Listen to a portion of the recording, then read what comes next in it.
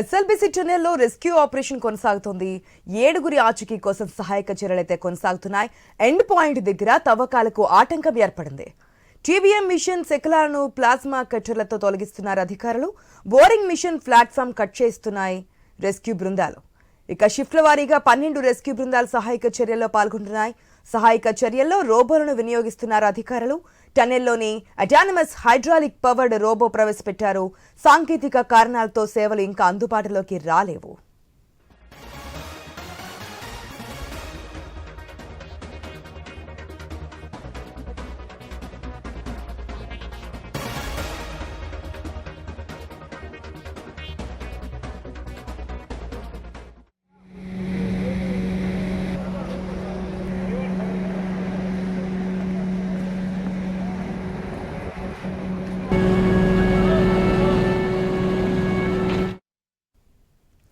SLBC tunnel వద్ద rescue operation అయితే కొనసాగుతోంది. 8 మంది సిబ్బంది కోసం గాలింపు చర్యలు చేపట్టారు. ఒకరి మృతదేహం అయితే కనిపించింది.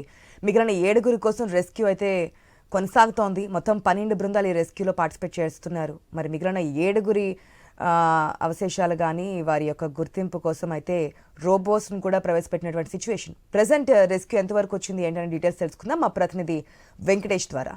Good morning Venkatesh. మనం చూస్తున్నాం ఒకరి ఆచూకీ తెలిసిందే, ఒకరి మృతదేహం గుర్తించారు, డాగ్స్ను కూడా ప్రవేశపెట్టారు. అయినప్పటికీ మిగిలిన 7గురి ఆచూకీ కనుగొనడం అయితే కష్టతరంగానే మారుతున్నటువంటి సిచ్యువేషన్. రోబోలను కూడా తీసుకొచ్చారు. వాటి పనితీరు ఎంతవరకు వచ్చింది? ప్రజెంట్ సిచ్యువేషన్ ఏంటి? డీటెయిల్స్ ఏంటి?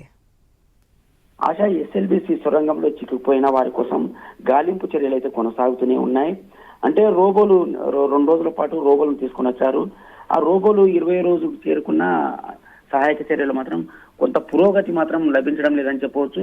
ముఖ్యంగా ఎక్కడైతే ప్రమాదం జరిగిందో ఆ ప్రాంతంలో మరిన్ని మృతదేహాలు కానీ దొరుకుతాయని ఆ రెస్క్యూ టీంలు అయితే ఆపరేషన్లు మొదలుపెట్టాయి. ఇప్పటికే Singareni, NDRF, SDRF, HYDRAA, army, rat hole miners తదితర 12 ఏజెన్సీలకు చెందిన సహాయక సిబ్బంది నిర్విధానంగా 3 షిఫ్టుల వారిగా సహాయక చర్యలో పాల్గొంటున్నాయి. దీనికి సంబంధించి డిజాస్టర్ మేనేజ్మెంట్ చీఫ్ కూడా అరవింద్ కుమార్, దాంతో పాటు జిల్లా కలెక్టర్, ఇతర శాఖ ఉన్నతాధికారులతో అక్కడ గాలింపు చర్యలు అయితే చేస్తూనే ఉన్నారు. అంటే 16వ తేదీన గురుప్రీతి సింగ్ మృతదేహం లభించిన D2 నుంచి D1 మధ్య కేరళ ప్రాంతానికి చెందిన జాగిలాలు అనుమానిత ప్రాంతాలుగా గుర్తించాయి.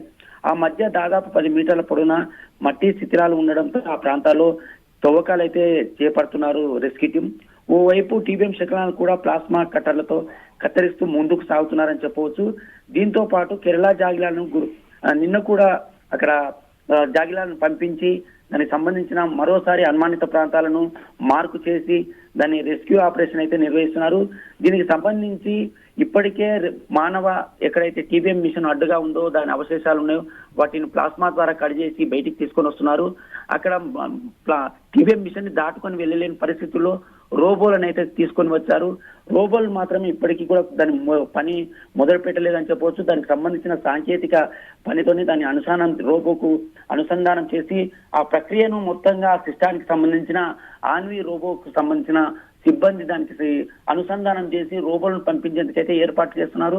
నిన్న కూడా ఒక రోబోను టన్నెల్లో పడి పంపించడం, అక్కడ పరిస్థితులను గమనించి ఏదైనా చిత్రాలు ఉంటాయా లేదంటే రోబోలు ఏదైనా గుర్తిస్తాయా, జాగిలాల అనుమానిత ప్రాంతాలలో ఇప్పటికే పనుల వేగవంతమైంది. ఆ డ్రిల్లింగ్ చేస్తున్నారు, ఆ కటింగ్స్ ద్వారా శకలాలను తొలగిస్తున్నారు. కానీ ఈ రోబోలు లోకో ట్రైన్ ద్వారా ఎంతైతే ఇంకా 50 మీటర్లు ఎక్కడైతే ప్రమాదం జరిగిందో ఆ ప్రమాదము టీబీఎం మిషన్ కు 50 మీటర్ల లోపలే స్థలంలో బురద, మట్టి తొలగింపు చర్యలైతే వేగవంతం చేశారని చెప్పవచ్చు.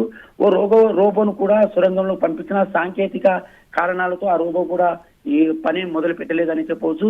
ఈ రోజు ఖచ్చితంగా మరో 2 రోబోలను లోపలి పంపించి అక్కడ జరుగుతున్న సహాయక చర్యలకు రోబోలు ఎలా పనిచేస్తాయి, దానికి సంబంధించిన సాంకేతిక పరిజ్ఞానంతో రోబోల సహాయంతో మృతదేహాల వెలికితీత ఏదైనా కనిపిస్తుందా లేదా అనే దానిపైన కూడా అక్కడ రోబో సిబ్బంది అయితే పనిచేస్తున్నారని చెప్పవచ్చు.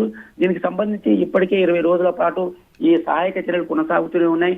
16వ రోజున జరిగిన అంటే ఆ రోజు గుర్తించిన మృతదేహం గురుప్రీతి సింగ్ ని మృతదేహాన్ని ఆ స్వస్థలానికి తరలించారు. ఈ నేపథ్యంలోనే మరో 7గురు కూడా మృతదేహాలు లభిస్తాయని ఆశాభావంతో రెస్క్యూ ఆపరేషన్ అయితే ముమ్మరమైతే చేస్తున్నారు. రోబోలు ఈ రోజు ఖచ్చితంగా ఏదైనా ఫలితం సాధిస్తుందా లేదా అనే దానిపైన కూడా అధికారులు కూడా ముందుకు వెళ్తున్నారు. ఈ నేపథ్యంలో 20 రోజులుగా సాగుతున్న ఈ సహాయక చర్యలు మరికొన్ని రోజుల పాటు జరిగే అవకాశం ఉందని, ఖచ్చితంగా మృతదేహాలను వెలికి తీసేంత వరకు ఈ సహాయక చర్యలు కొనసాగుతాయని disaster management chief Arvind Kumar అయితే చెప్తున్నారు. ఏది ఏమైనప్పటికీ ప్రతి అంశాన్ని కూడా ఎక్కడైతే సహాయక చర్యలు 12 టీంలతో చేపట్టారో ఆ 12 టీంలు ఇచ్చిన నివేదికతో పాటు రోబోలు ఎలా ముందుకెళ్తాయి, ఆ రోబోలు చేపట్టే పనులు ఏవి, దాని వేగవంతమైన హైడ్రాలిక్ సిస్టమ్ తో, అత్యాధునిక హైడ్రాలిక్ సిస్టమ్ తో పనిచేసే ఆ రోబోల పనితీరు కూడా ప్రతి మినిట్ కేంద్ర రాష్ట్ర అధికారులకు కూడా, సంబంధిత అధికారులకు కూడా పంపిస్తున్నారు. ఈ నేపథ్యంలో 20 రోజుల పాటు కొనసాగుతున్న ఈ సహాయక చర్యలు, ఆ మృతదేహాలు మిగతా 7 మృతదేహాలు దొరికే వరకు కూడా ఖచ్చితంగా రెస్క్యూ ఆపరేషన్ నిర్వహిస్తున్నామని చెప్తున్నారు. ఆశ. Right Venkatesh, thanks for the update.